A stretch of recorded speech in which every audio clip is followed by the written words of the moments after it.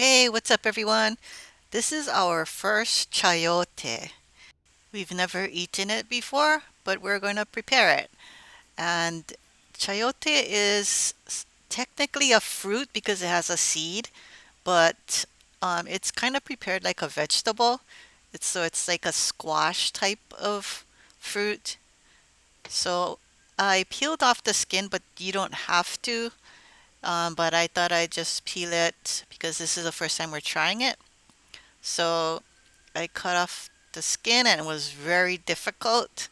I might suggest cutting the skin if you're going to cut it off with a knife instead of a vegetable peeler because it was really hard. Then I sliced it and you can see that there's a seed in the center, and then sliced it up small and thin. And then this is zucchini, yellow zucchini from our garden as well. And this one I just sliced up to put in with the chayote. Sliced it up about quarter inch, a little less.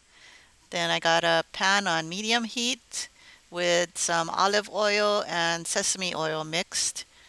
Then I put the chayote and the zucchini in and stirred it, mixed it around so I got coated with the oil.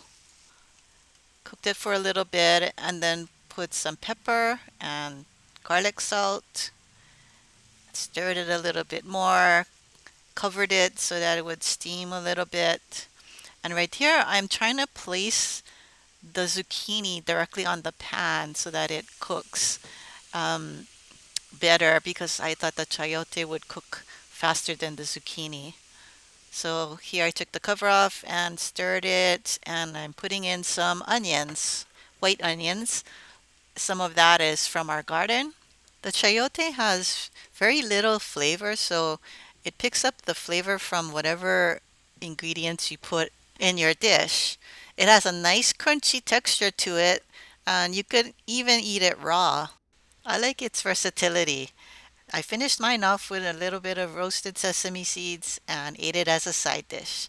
I can't wait to try it again. Thanks for watching. Please like and subscribe, and aloha.